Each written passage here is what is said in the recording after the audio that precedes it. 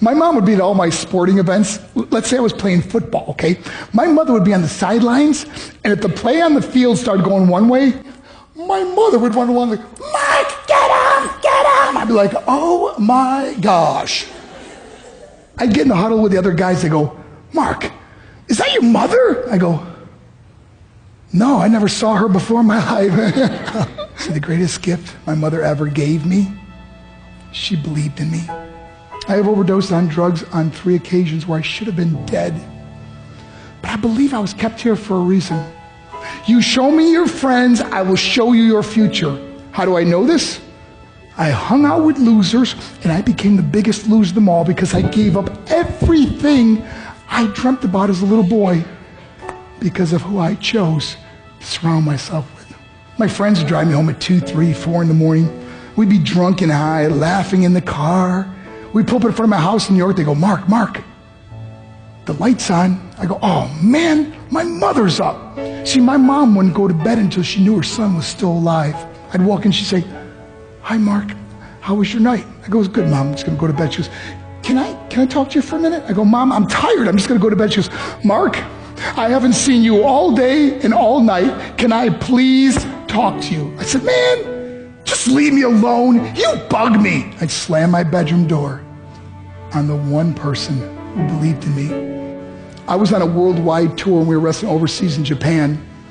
After my wrestling match, I went upstairs in my hotel room and I fell asleep. There was a knock at my door at 3 o'clock in the morning. I got out of bed and I looked through the safety window and I could see it was a Japanese promoter. So I opened the door and he said, Mark, you need to call home. There's been an emergency. I went and got on the hotel room phone. I called back to the United States and said, hey, what's going on? They said, Mark, I don't know how to tell you this.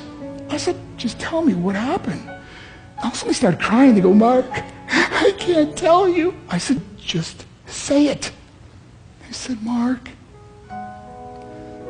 your mother died.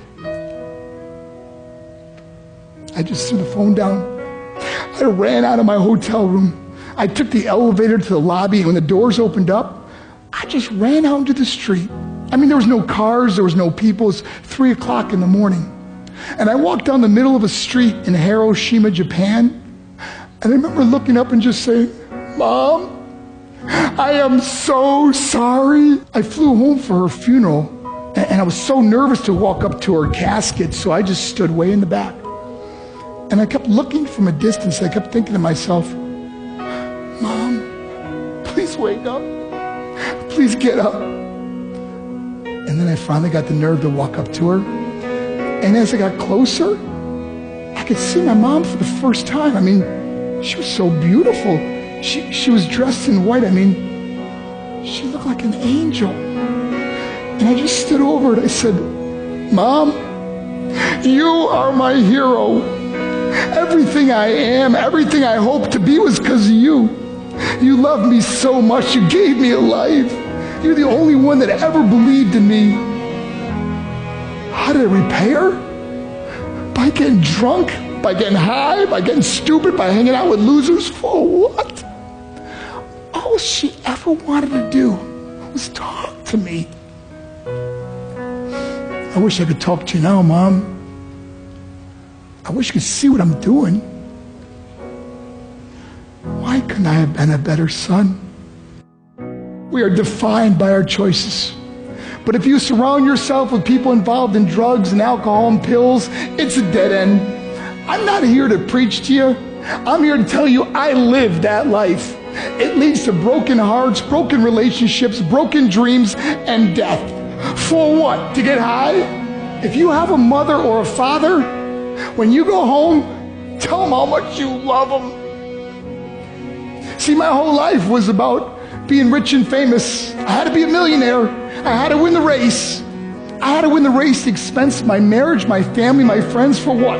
To be all alone in the world? I learned what is truly important, and that is how precious this gift of life is, and our families, and how quickly it can be taken away.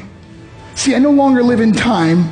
I live in moments. See, it's not what's in your pocket that matters. It's what's in your heart that truly matters.